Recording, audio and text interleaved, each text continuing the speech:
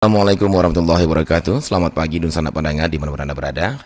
Senang sekali pagi ini kita bisa bersama lagi dalam spesial program Perempat dari Padang, yaitu kearifan lokal Minangkabau, yang pada momen ini kita akan melanjutkan perbincangan kita tentang 10 objek pemajuan kebudayaan.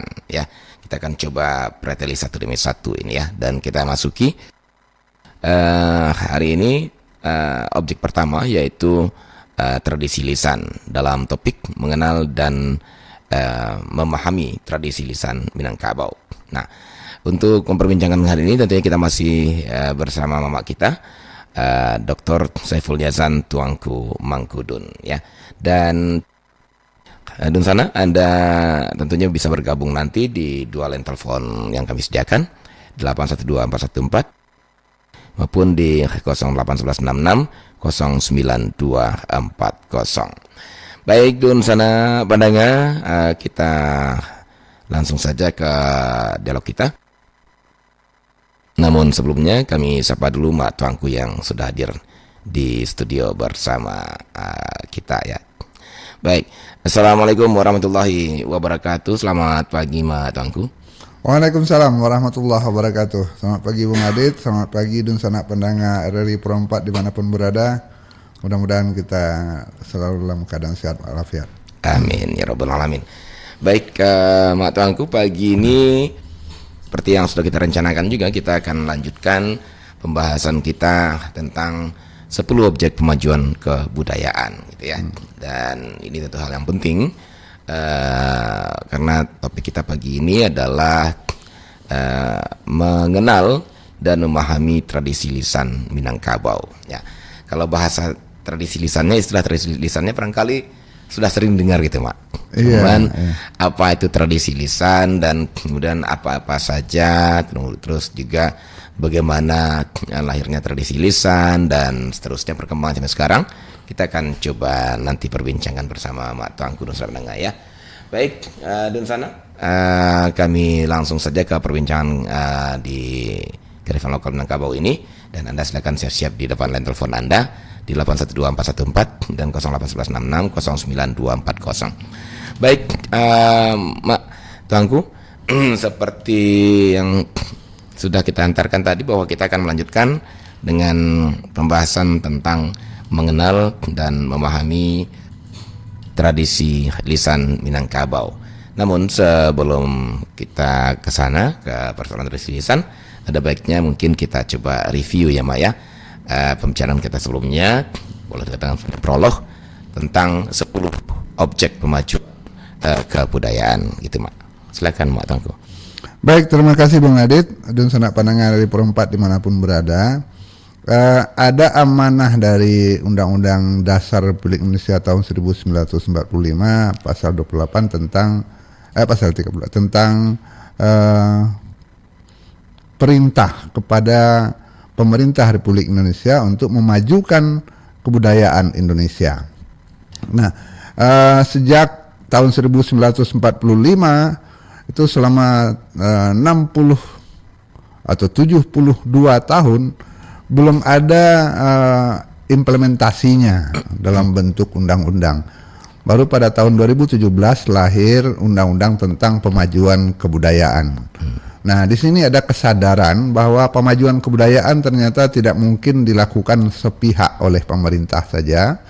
Maka dalam Undang-Undang Nomor 5 Tahun 2017 itu, tanggung jawab pemajuan kebudayaan diserahkan kepada pemerintah sekaligus bersama masyarakat. Maka bunyinya pemajuan kebudayaan itu dilakukan oleh pemerintah bersama masyarakat.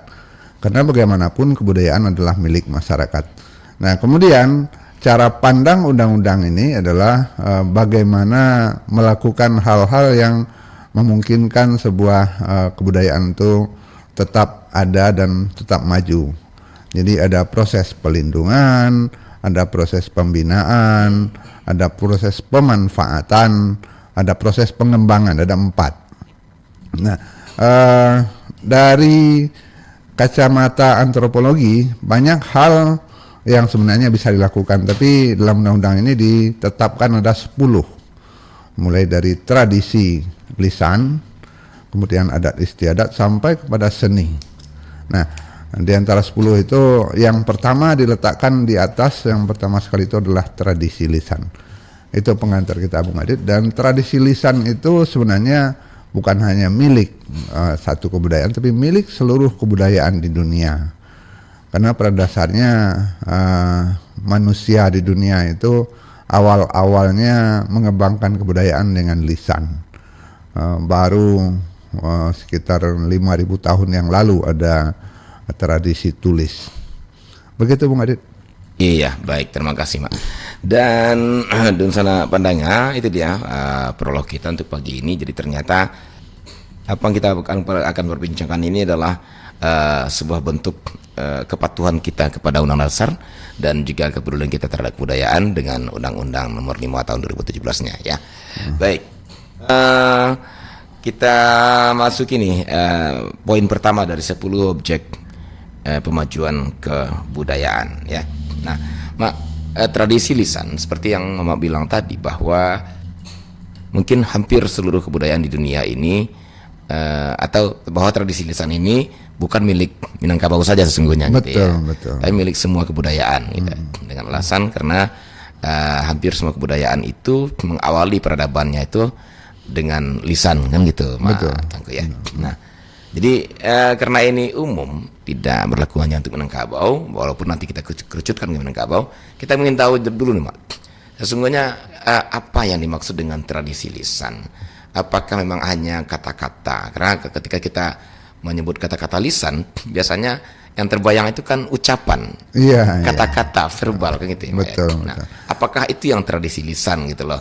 Nah, seperti apa sesungguhnya makna umumnya, Mas? Silakan Mak Tangku. Iya, akar kata tradisi itu kan sesuatu yang dilakukan berulang-ulang, disukai dan dirasa perlu oleh masyarakat, maka dia menjadi tradisi. Nah, jadi ada hal di sini, sesuatu yang dilakukan berulang-ulang dan diwariskan kepada generasi-generasi berikutnya. Kemudian disukai. Nah, tradisi lisan itu disukai, makanya dilakukan berulang-ulang. Kemudian ada pewarisan, ada sistem pewarisannya. Dilakukan berulang-ulang, disukai, dan ada sistem pewarisannya. Nah, dalam tradisi lisan itu bukan hanya berbentuk kata-katanya saja, tapi kata-kata itu dibingkai atau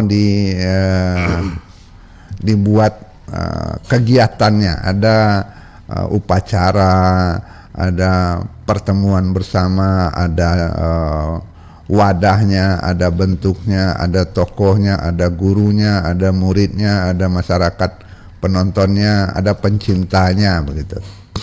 Nah, sebenarnya tradisi lisan pertama itu adalah bentuk cerita sebelum tidur, dongeng sebelum tidur. Nah, ini yang ada di seluruh kebudayaan. Cerita sebelum tidur itu tentu dari orang tua, biasanya dari ibu. Nah, kemudian cerita sebelum tidur itu karena disukai, dikembangkan oleh masyarakat menjadi kegiatan-kegiatan bersama untuk pertemuan-pertemuan. Nah, lahirlah namanya pertunjukan rakyat, pentas rakyat, seni, kesenian, dan dari cerita sebelum tidur itu bertambah dengan bentuk-bentuk baru. Bentuk barunya ada nyanyian rakyat, balada, folk song. Kemudian ada tarian yang diiringi nyanyian, ada pentas atau drama tradisional. Drama tradisi yang isinya cerita, yang isinya nyanyian, ada isinya tarian dan musik. Nah, semuanya itu dirangkum dalam istilah tradisi lisan. Jadi ada di sana cerita, ada di sana nyanyian, ada di sana musik, di sana ada seni pertunjukan, dan ada pentasnya. Bentuk-bentuk pentasnya juga macam-macam. Nah, semuanya dirangkum dalam istilah tradisi lisan karena dia tidak dibakukan dalam bentuk pakem tulisan. Dia dibakukan dalam ingatan. Nah, ada metode untuk mengingatnya itu. Kalau dalam istilah salah satu tradisi lisan Minangkabau, Kaba itu istilahnya satitiak papantang lupo sabari papantang hilang. Nah, artinya semuanya itu diingat dengan kata-kata dan ada rumus-rumus untuk mengingatnya. Misalnya ada rimanya, syair misalnya a a a a, atau pantun a b a b, atau talibun a b, atau seloka a a. Nah, itu bentuk-bentuk tradisi lisan dengan pola pengingatan. Nah, kemudian ada irama prosa liris, pantunnya 9 kata, 10 kata, sehingga enak didendangkan. Dari mano titiak palito di balik telong nan batali di masa nini kita turun dari gunung puncak gunung Merapi. Itu dendang, pantun, nyanyian yang diwariskan secara tradisi, berulang-ulang, disukai dan dianggap penting. Nah, ini yang menyebabkan dia menjadi tradisi. Begitu Bang Adit? Iya, betul. Jadi memang pada dasar dari apanya itu tradisi itulah lisan gitu ya, Mak ya. Betul. Tapi dibingkai dalam bentuk kegiatan-kegiatan menarik ya, dan disukai gitu ya, Mak ya. Karena menarik, disukai dan dianggap penting. Dianggap penting gitu ya. Tidak sebatas disukai saja, tapi dianggap penting. Nah, bicara dianggap penting ini, Mak, kita langsung masuk, kita mengkerucut ke Minangkabau, Mak ya. Bahwa di Minangkabau itu sangat-sangat lazim kita dengar di dunia kebudayaan Minangkabau tradisi lisan ini, Mak, gitu ya. Iya. Nah, sesungguhnya seberapa pentingkah kedudukan tradisi lisan ini di Minangkabau, Mak? Apakah sama juga nih dengan tradisi lisan lain yang ada di kebudayaan lain, gitu, Mak Tangguh? Ya, gitu dia. Iya, tradisi lisan dianggap penting karena dia berperan atau mempunyai peran berfungsi sebagai tempat menitipkan aturan, aturan undang-undang atau sesuatu yang akan menjadi koridor dalam kehidupan bermasyarakat. Maka seluruh peraturan kehidupan bersama itu dititipkan dalam tradisi lisan itu. Seperti yang kita ketahui bersama, misalnya aturan adat Minangkabau itu ada dalam Katonan Ampe. Nah, Katonan Ampe itu ada Kato Pusako. Kato Pusako itu adalah seluruh tuturan yang dianggap milik adat dan ada aturan bakunya. Kemudian ada Kato Mufakat, hasil permufakatan para penghulu atau pemimpin adat. Kemudian ada kata dahulu, kata orang-orang terdahulu, dan ada kata kudian yang merupakan hasil musyawarah. Nah, bentuk-bentuk itu tidak ditulis, tapi dituturkan berulang-ulang.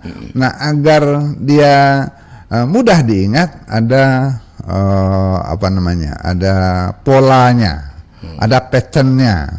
Seperti yang kita bicarakan tentang pantun, AB, syair, A. Nah, semua bentuk tuturan itu dipakai untuk menyimpan aturan dan menggunakan pola menarik untuk bisa bertahan dan mudah diingat. Nah, seberapa penting ya bagi masyarakat yang belum punya kebiasaan tertulis, itu sangat penting karena seluruh aturan bermasyarakat itu disimpan dalam bentuk seloka-seloka atau pantun-pantun itu. Kalau di Minangkabau dikatakan Kato Pusako, kata yang dipusakai, disako dan dipusakui oleh masyarakat melalui tuturan tradisi lisan itu. Nah, kemudian dia disebarkan melalui kegiatan-kegiatan yang menarik tadi.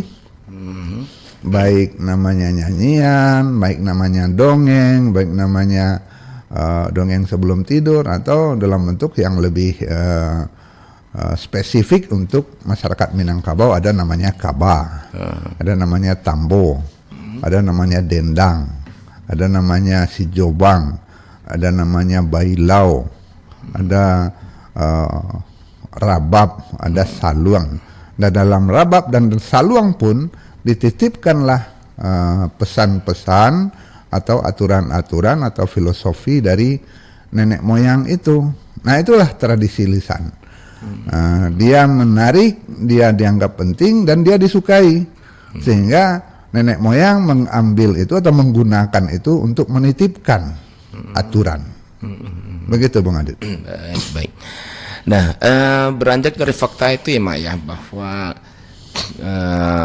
karena di Minangkabau itu tidak mengenal aksara gitu ya Mak ya. Iya, tidak betul. mengenal tulisan asli Minangkabau, katakanlah demikian ya Mak ya. Iya. Dan seperti yang bilangkan tadi bahwa aturan-aturan ajaran-ajaran dari nenek moyang itu dititipkan melalui lisan gitu ya Mak. Iya. Berarti tradisi lisan di Minangkabau itu sangat tinggi posisinya ya Mak ya. Bahkan kalau dibandingkan dengan daerah-daerah lain pun yang punya aksara gitu ya Mak. Betul, ya, betul. Karena ternyata di situ dikumpulkan semuanya. Jadi sepertinya tidak hanya sebatas disukai nih persoalannya ya Mak ya. Betul. Tapi unsur penting tadi barangkali yang lebih dominan di Minangkabau, bahwa kenapa tradisi lisan itu begitu begitu penting posisinya di Minangkabau, karena memang itu di sana karena lisan menjadi satu instrumen sangat penting, bahkan paling penting ini Mak ya, untuk mewariskan Minangkabau itu sendiri. Nah, kalau demikian Mak, tentu akan muncul ya Mak ya pertanyaannya gini Mak, karena ini merupakan wadah untuk menitipkan Minangkabau secara umum, katakanlah mungkin ya Mak ya, ajarannya, kemudian juga aturan-aturannya gitu Mak.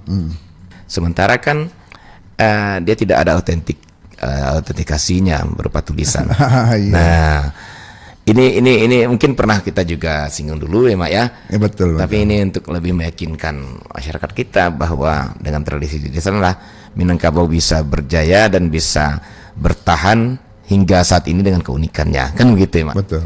Itu di samping kalau bilang tadi kan ada semacam metode ya, AA, AB, AB gitu ya Mak ya. Iya. Nah, di samping itu apa kira-kira Mak yang membuat tradisi lisan Minangkabau itu bisa kita kita klaim bahwa itu orisinal sepanjang masa. Nah, ini seperti apa Tengku? Iya, ada keunikan-keunikan dalam tradisi lisan Minangkabau yang membedakannya dengan tradisi lisan kebudayaan lain. Walaupun secara umum tradisi lisan itu punya benang merah kalau istilah ilmu sastra. Ada benang merah hubungan keterkaitan satu sama lain. Misalnya Minangkabau punya pantun, Melayu punya pantun, Jawa punya pantun, Betawi punya pantun. Ada kekhasan masing-masingnya. Misalnya untuk pantun Minangkabau itu punya makna yang banyak, multi makna kira-kira begitu, tidak langsung, tidak tembak tupai istilahnya. Sehingga dalam tradisi lisan Minangkabau ada hal yang disebut dengan sesuatu yang tasire dan tasurua. Maka dalam tradisi lisan Minangkabau itu ada 4 keadaannya: tasera, tasure, tasire, dan tasurua. Jadi ketika dia masih dalam tradisi lisan, dia terserak dalam galanggang atau dalam peristiwa-peristiwa kebudayaan, peristiwa adat, peristiwa masyarakat. Dia tasera. Kemudian tasure, kemudian baru dituliskan atau digambarkan dalam piktogram. Kita sudah pernah bahas, banyak tradisi lisan itu dititipkan dalam sebuah ukiran. Kemudian di dalam itu ada yang tersirat. konotasi. Nah, dalam tradisi lisan Minangkabau, konotasi itu menjadi hal yang sangat penting.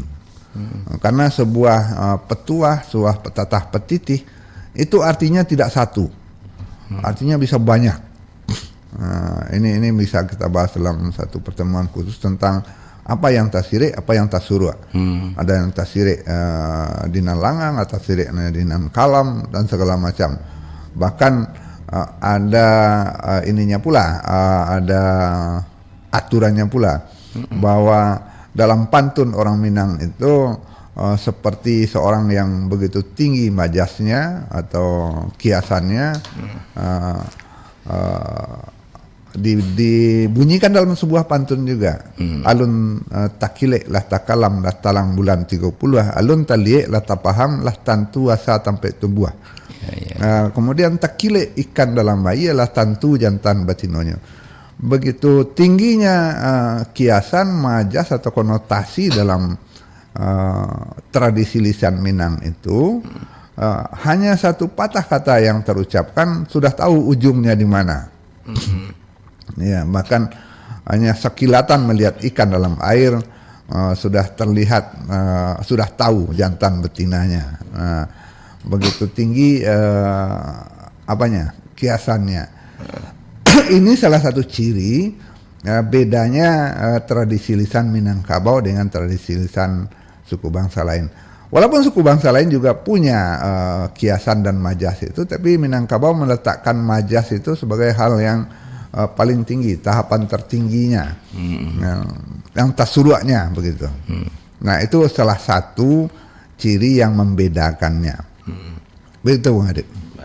Baik. Jadi memang bicara tradisi lisan ini ternyata memang bicara boleh dibilang ini instrumen utama gitu ya, Mak ya.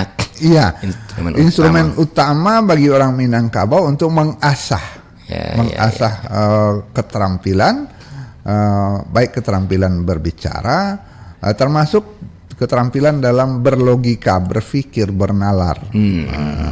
Itu yang dilatih selalu dalam berucap, dalam melakukan tradisi lisan. Dan sepertinya memang pada akhirnya di keunggulan lisan itu dibanding tulisan bisa itu ya, Mak ya. Artinya lisan itu membuka ruang dimanapun bisa dilakukan.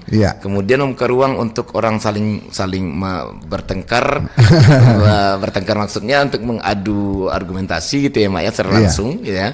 Kemudian dalam artian perdebatan dan juga perundingan dan segala macamnya. Jadi memang ibaratnya tradisi lisan itu sesuatu yang sangat penting ini untuk dikuasai. Kalau katakan nuansanya lebih luas, tidak kaku.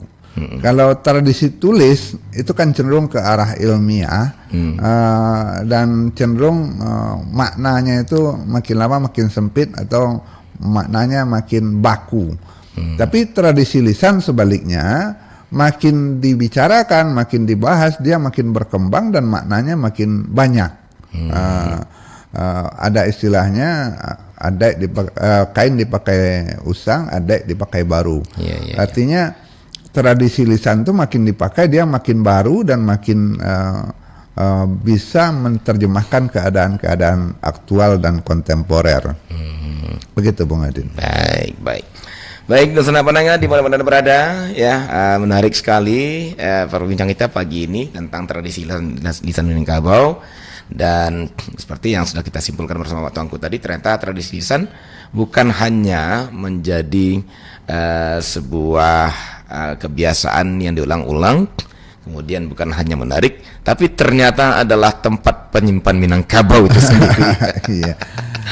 Artinya kalau kita tidak menguasai atau membiarkan tradisi Minangkabau ini hanyut gitu, Mak, maka hanyutlah Minangkabau. Luar biasa sekali akhirnya, Mak ya. Itu kontainer yang menyimpan semua warisan Minangkabau.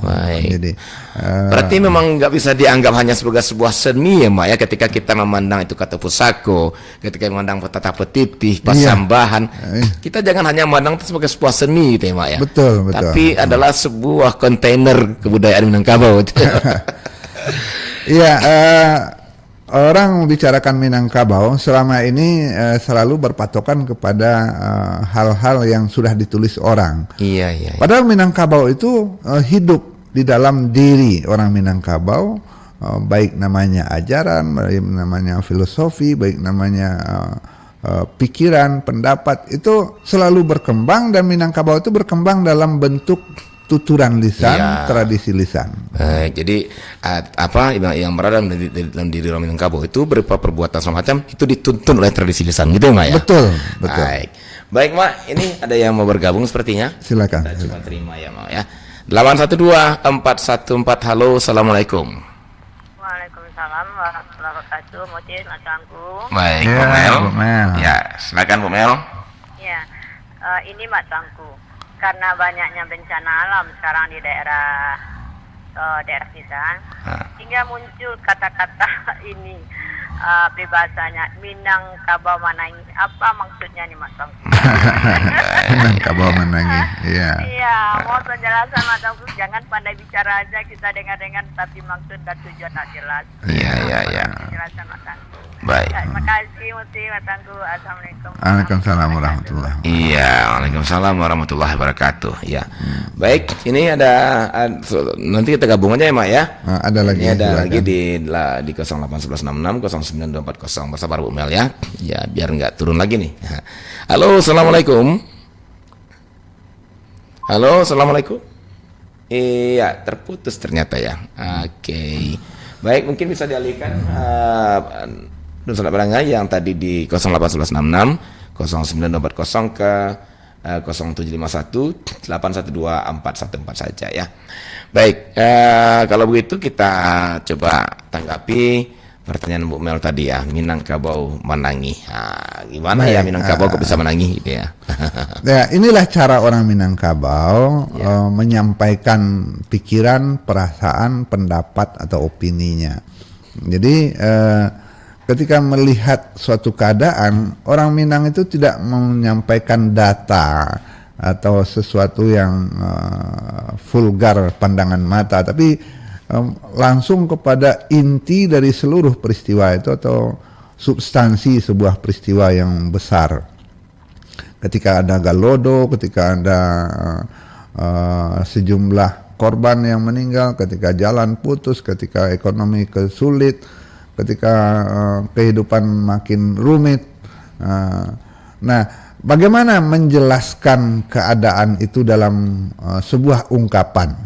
Jadi salah satu bentuk tradisi lisan Minangkabau itu adalah ungkapan atau petatah petitih. Nah, ungkapan atau idiom kata orang asing itu adalah sebuah kesimpulan hasil pemikiran tentang sebuah keadaan. Nah, ungkapan yang mengatakan Minangkabau menangi itu maknanya atau majasnya sekaligus menjelaskan keadaan fisik, sosial, ekonomi, bahkan perasaan hati masyarakat. Jadi bukan menyangkut satu keadaan. Jadi keadaan galodo, keadaan ekonomi morat-marit, keadaan korban yang begitu banyak, kemudian ketika seluruh orang rantau turun tangan dan merasakan kesedihan para korban itu, maka seluruh Minangkabau berduka. Nah, Minangkabau menangis adalah sekaligus memperlihatkan kenestapaan perasaan bahwa kenapa kita dihukum atau mungkin kita sedang ditegur oleh Tuhan. Maka Minangkabau menangis adalah sebuah ungkapan tentang keadaan masyarakat sekaligus seluruh wilayah Minangkabau itu dalam keadaan berduka. Jadi yang menangis itu bukan hanya orangnya, tapi juga alamnya. Alamnya menangis ya. Alamnya menangis. Minangkabaunya menangis gitu ya. Minangkabaunya menangis. Jadi menyampaikan sebuah keadaan yang begitu banyak, rumit, tapi dengan ungkapan yang hanya dua kata. Hanya dua kata, orang langsung menangkap maknanya. Ya, menarik sekali, Mak. Kalau dibilang Sumatera Barat menangis, itu teritorial loh. Teritorial. Tapi kalau Minangkabau menangis, itu sampai ke alamnya, ke manusianya, iya. termasuk fauna floranya. Iya, sampai ke perantauan sana ikut menangis gitu ya. Iya. Karena Minangkabau juga ada perantauan gitu ya, Mak. Ya, disebut Sumatera Barat menangis, orang tidak menangkap. Iya. Mana yang menangis ini? Pemdanya yang menangis, wali kotanya, itu. gubernurnya, bupatinya, tidak jelas. Iya. Tapi ketika Minangkabau menangis, maka masuklah semuanya, bukan hanya alam, bukan hanya manusianya, bukan hanya perantaunya, termasuk keadaan sosial ekonominya juga dalam keadaan porak-poranda yang dalam keadaan sedih gitu. Jadi kesedihan yang melingkupi seluruh alam. Maka dalam Tambo kan dikatakan bahwa alam Minangkabau itu bukan hanya alam fisik, tapi juga alam pikiran dan alam jiwa manusia. Manusia Minangkabau yang sedang menangis, masyarakat Minangkabau yang sedang menangis, alam Minangkabau itu seluruhnya. Iya. Begitu Bu Mel. Baik, luar biasa ya, Mak ya. Sebegitunya tradisi lisan di bukan di Minangkabau, tradisi lisan Minangkabau saya katakan demikian ya, bukan tradisi lisan di Minangkabau, Mak, tapi tradisi lisan Minangkabau karena dia spesifik sekali. Baik, kita coba ke telepon lagi, Mak. Ada yang mau bergabung lagi nih di 081166. Halo, assalamualaikum. Waalaikumsalam warahmatullahi wabarakatuh. Baik. Iya, Pak Rizal. Iya. Silakan kalau Mak. Selamat pagi, Om Dit. Iya, pagi. Selamat pagi, Mak. Iya, Pak Rizal, silakan. Sekian banyak penuturan lisan itu, Mak. Aduh, satu maknanya nggak kurang paham.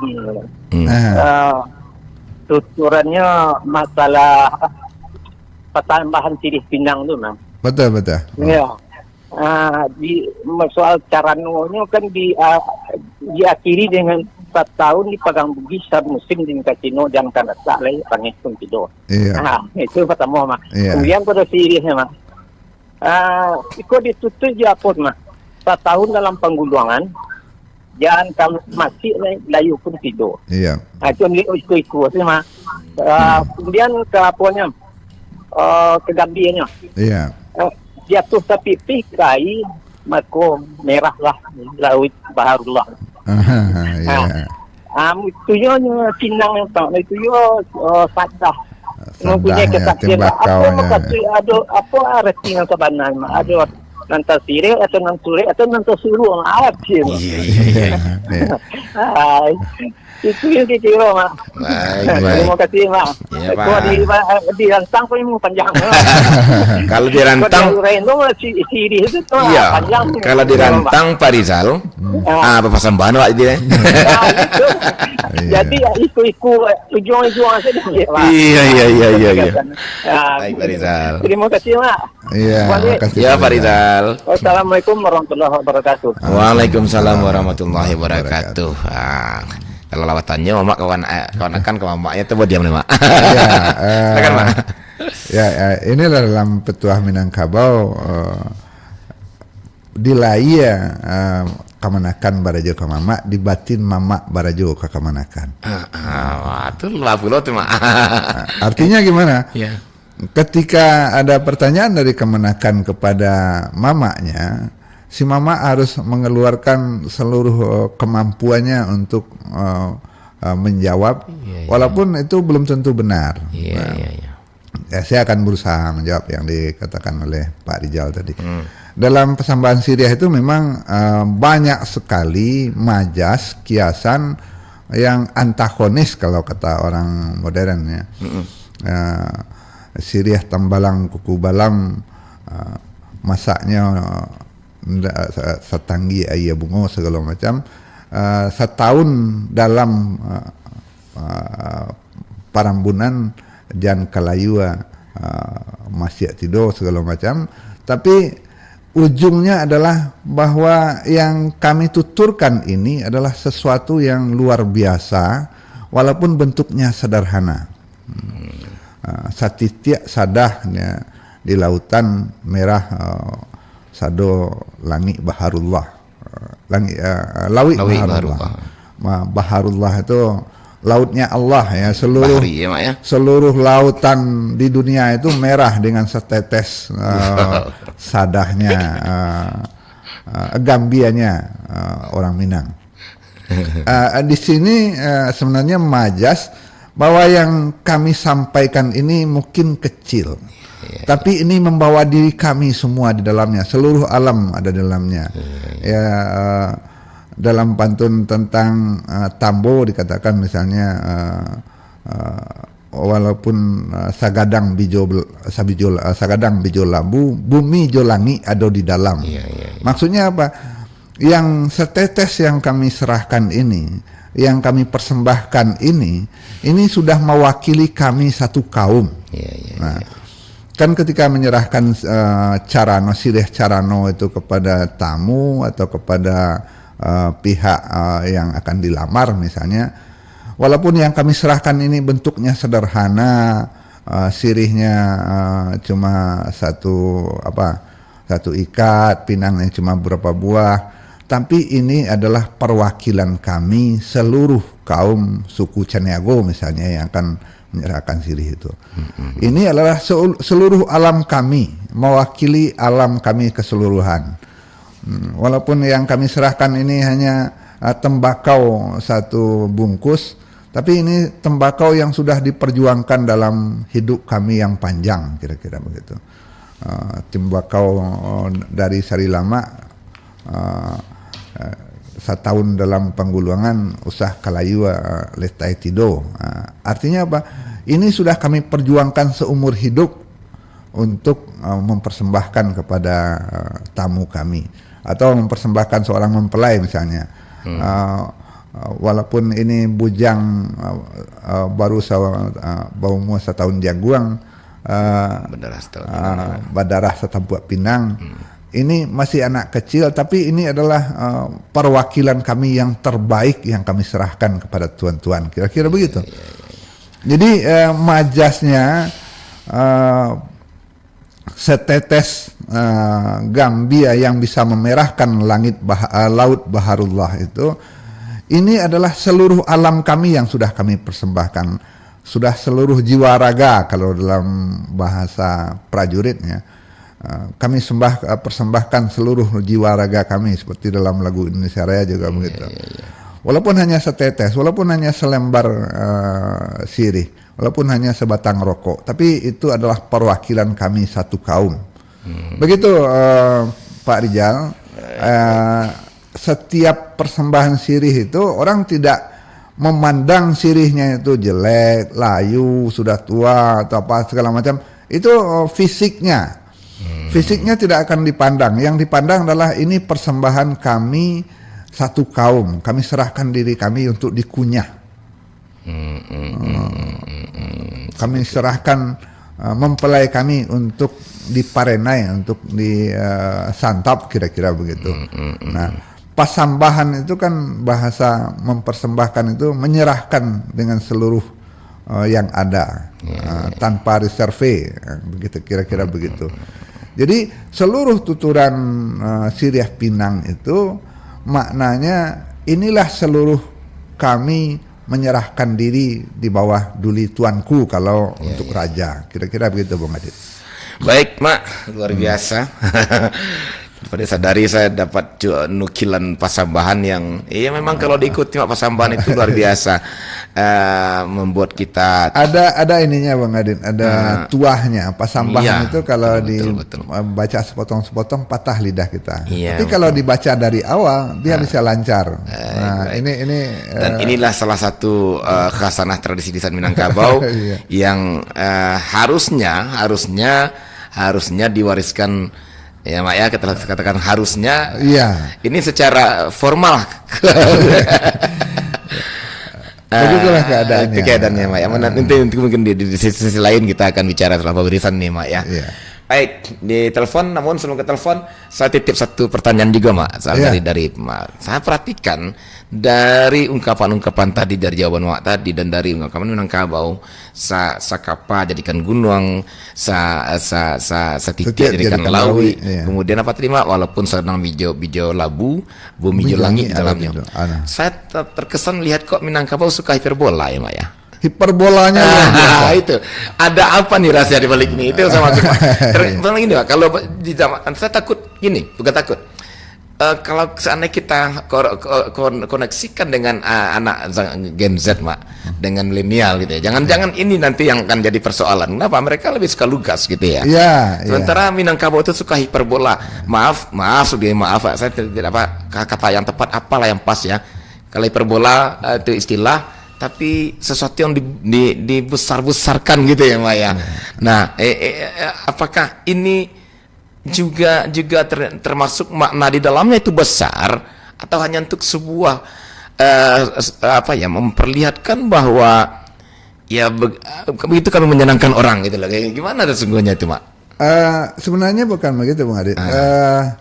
Cara berkomunikasi orang Minang itu dengan lambang, dengan tanda. Dengan tanda ini, maka seluruh yang kami lakukan ini bisa dipegang. Ya, ibarat sebuah tanda tangan. Sirih yang kami persembahkan ini mewakili kami. Kalau sirih ini ditolak, berarti kamilah yang ditolak, satu kaum, satu nagari. Ya, itu maksudnya hiperbola tadi, Mak. Iya. Artinya hanya satu tanda tangan, tapi tidak hanya satu keluarga, satu negara ditolak gitu. Iya. Ini perlambang apa ini, Mak, sesungguhnya gitu? Iya, ini sebenarnya berlaku di tingkat kecerdasan tertinggi. Seluruh negara-negara yang memproklamasikan kemerdekaannya itu tidak banyak yang pakai tanda tangan dalam naskah proklamasi itu. Yang pakai tanda tangan itu salah satunya Indonesia. Iya. Dan itu dilakukan oleh para founding father kita yang banyak orang Minang. Iya. Ketika akan tanda tangan naskah proklamasi itu di kertas yang dicoret-coret itu, semula orang hanya menunjuk ya sudah Soekarno saja, tapi para founding father mengatakan tidak, harus ada dua orang yang bertanggung jawab mewakili Indonesia besar ini. Nah, kertas kecil itulah yang melahirkan Indonesia, dan tanda tangan Bung Karno Hatta itulah yang melahirkan Indonesia. Itu bisa dikatakan walaupun seorang bijo labu, Mak ya. Walaupun Indonesia di dalamnya. Walaupun hanya satu kertas jelek yang dicoret-coret, yang tangan. mungkin kertas bungkus rokok, tapi itulah Indonesia di yang dalamnya. Melahirkan Indonesia. Iya. Disinilah lahir Indonesia dalam selembar bisa kertas. bisa dibilang pengaruh dari founding father yang 4 orang itu. Dan itu yang menggerakkan itu para founding father rata-rata orang Minang. Ada Syahrir, ada Nasir, ada Yamin, ada Agus Salim di sana yang ini harus ada hitam di atas putihnya. Iya. Nah, selembar sirih yang melahirkan Indonesia itu namanya naskah proklamasi. Sama saja dengan sirih ketika mengantarkan seorang mempelai atau memperkenalkan seorang penghulu. Nah, sirih ini kalau diterima oleh masyarakat, walaupun hanya satu cuil atau sepotong kecil lembar daun sirih itu, berarti sudah diterima keadaan itu apa adanya. Nah, itu maknanya. Barangkali orang mengatakan ini hiperbola, tidak, tapi ini perlambang kesungguhan, konsistensi. Tidak perlu Anda memeluk saya, mengatakan saya sudah terima Anda sepenuhnya dengan pelukan hangat seperti di barat. Tidak. Cukup dengan sepotong ujung Sirih. Daun sirih Anda sudah kami terima. Jadi tidak vulgar. Iya. Majas atau konotasi itu tidak vulgar. Kalau orang Barat menerima tamu, kalau dia merasa senang, dia peluk. Bagi orang Minang itu tidak biasa. Paling tinggi hanya salaman. Kalau yang biasa ya sebatang rokok. Kalau biasa hanya sekunyah sirih, kira-kira begitu. Itu tanda penerimaan. Kalau sirihnya tidak diterima, dikembalikan. penolakan itu tidak menyakitkan. Bayangkan kalau di barat itu akan memeluk orang, ketika ditolak itu lebih sakit rasanya. Tapi kalau sirih yang ditolak dengan halus, orang tidak akan tersakiti secara fisik. Iya, betul. Nah, Biasa. ini pola-pola atau sistem komunikasi masyarakat Minangkabau yang tidak vulgar sebenarnya, sangat halus. Jadi perbolanya tradisi lisan Minangkabau itu bukan dalam artian menyenang-nyenangkan, artian apa, tapi kesungguhan barangkali gitu maksudnya, Mak. Kesungguhan dan menyederhanakan sebuah lambang dalam bentuk sesuatu yang disukai. Sirih itu sebenarnya sangat disukai dulu. Rokok itu sangat disukai, tembakau itu sangat disukai. Baik. Baik, Mak, sepertinya ini ada dari tadi ada apa, Mak? Sebentar bersabar yang di 812. ini ramai sekali, Mak. Di 0896 kita terima kembali. Halo, Assalamualaikum. Assalamualaikum warahmatullahi wabarakatuh. Iya, dengan siapa, Pak? Dengan Pak Nur ya? Iya. Oke, baik, silakan Pak Nur. Ada saya mendengarkan. Ya, Mak. Kutibana udah justru itu udah jeramil. Iya. Mengenai tugasku dua tidak makan padi, ada yang tak makan tandung. Yep. Sedangkan kini tanah itu lebih disertifikatkan dijual dan akan batu. Baik. Terima kasih. Baik. Assalamualaikum warahmatullahi wabarakatuh. Waalaikumsalam warahmatullahi wabarakatuh. Pak Nur Tanjung. Wah, ini sudah mulai beragam suku masuk nih, Mak, ya.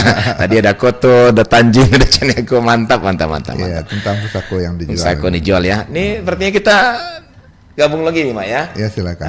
Oke, waktu kita masih ada 10 menit ya di 812414. Iya. Karena saya tahu perjuangannya susah, Mak, untuk masuk. Halo, Assalamualaikum. Waalaikumsalam, Made. Iya.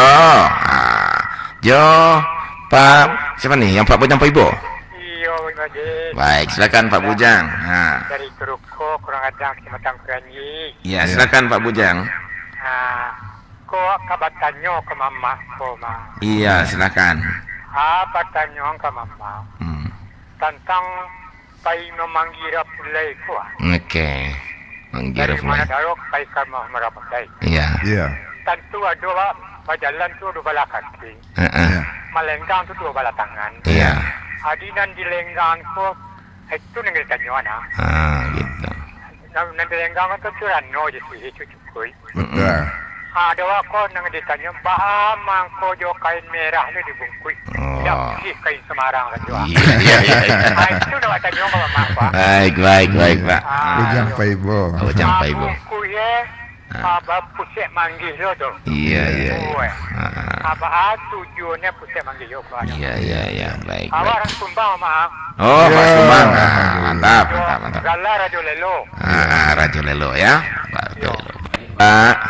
Ayo lah. Ayo Dek. Ya, Pak. Makasih, Pak. Itu saya tanya ya ke Mama. Iya, Pak. Ma. Yo. Assalamualaikum Waalaikumsalam. warahmatullahi wabarakatuh. Waalaikumsalam warahmatullahi wabarakatuh. Kalau tadi Mama mengatakan sagedang hijau labu langit di bumi dalamnya, aku hanya sepatah kata ada dalam mengkonon itu. Silakan Pak Tangguh. Jadi ada pada Pak Tanjung juga tadi. Yang pertama tentang harta pusako yang dalam aturannya tidak makan dijual, tidak makan beli, digadai, tidak makan sando. Tidak boleh dijual, tidak boleh diperjualbelikan. Digadaikan pun tidak ada hak kita untuk menggadaikan kecuali menurut ada sekian hal. Ya, terjadinya perubahan kesepakatan dalam sebuah kaum ketika tanah pusako itu dibagi, kemudian disertifikatkan, kemudian dijual. Itu memang adat yang berubah, ada yang baru di sana.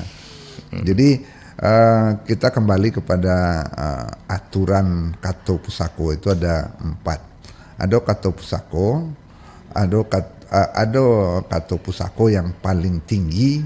Kemudian di bawah kato pusako itu ada kato mupakat. Kemudian ada kato dahulu, petuah-petuah dari orang tua. Kemudian ada kato kudian ketika kita menyelesaikan masalah. Nah, kesepakatan menjual harato pusako itu adalah barangkali ya, menurut pemahaman saya bukan lagi bersandar kepada kato pusako. Ketika kato pusako tidak bisa lagi dipakai, mereka sebuah kaum kemudian membawa aturan yang berikutnya, kato mufakat. Bermufakat mereka untuk merubah status kato pusako. Maka aturan yang dipakainya aturan kedua, kato mufakat. Nah, selama kato mufakat itu memang melibatkan semua yang berhak, saya lebih bersandar kepada pepatah putih mengatakan sekali ia gadang, sekali tapian berubah. Misalnya begini Bung Adit, sekarang ada pembangunan jalan tol. Nah, kemudian tanah sebuah kaum akan terpakai oleh jalan tol itu. Lalu pemerintah memerlukan tanah itu, kaum merasa ini harta pusaka mereka. Kalau bersandar kepada kato pusako, tanah itu tidak boleh dijual, tidak boleh digadaikan. Tapi karena keadaan yang menuntut, ayah sedang gadang, pemerintah memerlukan, negara memerlukan, maka ada kato mufakat untuk menyelesaikannya. Bermufakat kaum itu, baiklah tanah pusaka yang akan dipakai ini kita jual, kita sepakati untuk dijual, hasilnya kita bagi. Itu kata mufakat. Apakah itu melanggar adat? Saya rasa tidak. Ketika itu benar dihasilkan dari sebuah mufakat kaum. Kenapa? Karena tuntutan perkembangan. Nah, ada yang melakukannya dengan cara yang lebih elegan. Misalnya harta pusako ini jangan kita jual lah kepada pemborong jalan ini atau jalan tol ini. Kita bagi hasil saja. Pernah ada sebuah kaum, saya punya catatannya, ketika akan didirikan sutet, menara listrik tegangan tinggi di tanah mereka, tetangga mereka menjual tanah itu dan membagi hasil penjualannya kepada anak kemenakan. Tapi ada yang penghulu ini yang punya pikiran lebih panjang. Jangan dijual, kita sewakan saja. Disewakannya lah tanah tempat menara sutet itu kepada PLN. PLN menyewa per tahun, walaupun per tahun dia dapat hanya 1 juta, tapi itu dibagikan kepada kemenakannya. Tanah itu tetap milik mereka. Ini salah satu kecerdasan yang dikembangkan oleh para penghulu dengan hasil mufakat. Nah, sampailah kepada keadaan-keadaan terakhir ketika kemenakan itu merasa tidak bisa lagi hidup dari tanah pusaka mereka karena sudah dikelilingi oleh bangunan perumahan, sudah dikelilingi oleh pasar. Lahirlah namanya kato yang kedua, kato mufakat, atau kato yang kampe, kato yang dicari untuk penyelesaian masalah. Kato kudian, kato dicari itu adalah bahagian dari kato nanampe. Jadi boleh saja sebuah kaum yang dalam keadaan yang kontemporer, keadaan terakhir, tidak mungkin lagi mempertahankan haratonya untuk pesawahan, untuk mencari hidup. Mereka melahirkan kato mufakat atau kato kudian yang menjadikan jawaban terhadap permasalahan kontemporer. Selama masih menggunakan undang adat, mamak barajo kemenakan barajo ke mamak barajo ke panghulu barajo ke mufakat barajo kanan bana. Ketika mufakat mereka untuk kebenaran kaum dan dalam aturan-aturan yang bisa diterima, saya tidak menolak itu. Boleh saja. Nah, kenapa? Karena dunia ini berkembang terus. Ada saatnya kita harus menerima perubahan. Tapi selama dalam aturan kato pusako, kato mufakat, kato dahulu, kato kudian. Begitu Bung Adit. Itu yang pertama. Ya, yang kedua dari Bujang Paibo. Bujang Paibo. Ini agak panjang uraiannya tentang kain merah, tentang apa tadi? Tempuak manggih. Ya. Makna kain merah dan segala macam mungkin kita cari waktu yang betul Pak, karena kita tinggal 1 menit. Kita cari waktu yang panjang. Ini Bujang Paibo ini saya kenal ini suaranya. Iya Pak. Di Karanggadang deh Pak. Baik Pak Tangguh, jadi Pak Bujang Pak Ibu mohon maaf Pak Bujang ya, karena memang batasan waktu juga. Jam 10 kita harus off, harus berakhir, dan Pak Tangguh juga untuk saudara informasi harus kembali ke tempat kegiatan beliau, karena sebenarnya beliau ini datang ke studio hanya untuk menjumpai Dunsana di sela-sela kegiatan beliau yang sebenarnya juga penting ini ya, yang di salah satu tempat di Kota Padang ini. Jadi lagi apa ya, lagi bertugas nih sesungguhnya, tapi karena surau ya Mak ya. Iya, sawah sedang terkadang nggak, iya tentu diselesaikan dulu genangan sawah. Dan surau tekan aja ya Mak. Surau tekan aja, singgah ke surau cuci kaki dan bersih kapal lo sebentar. Amin. Baik Mak Tangguh, terima kasih banyak Mak. Tidak kata yang bisa kita sampaikan nih Mak ya. Terima kasih banyak, dan juga pokoknya saya udah begitu apa ya, pokoknya ibaratnya dalam satu kata mungkin 1000 makna gitu ya Mak. Nah, walaupun sekarang bija labu Mak, langit dia bumi langit di dalamnya Mak. Gitu. Baik, dosen pendengar, sampai di sini acara kearifan lokal Minangkabau kita kali ini. Dan barangkali karena kesibukan Mama juga, nggak apa Mak, kita closing barangkali Mak ya. Karena Mama mungkin harus segera ke sana ya Mak ya. Iya betul, ada yang menunggu. Iya, ada yang menunggu, saya tadi mendengar teleponnya. Baik, untuk itu terima kasih, dan mohon maaf Mak ya kalau mengganggu kegiatan Mama. Tapi terima kasih plus untuk kesediaannya untuk surau perempat ini. Amin. Baik, akhirnya saya bersama Mak Tangguh, dosen pendengar, mohon pamit dari ruang Ngarana. Terima kasih untuk teleponnya, dan juga mohon maaf untuk penundaan jawabannya yang satu tadi dari Pak Bujang Pak Ibu. Insyaallah kita akan lanjutkan di pekan mendatang. Akhirnya kita sudahi dengan Assalamualaikum warahmatullahi wabarakatuh. Waalaikumsalam. Rompak, Suara Budaya Sumatera Barat.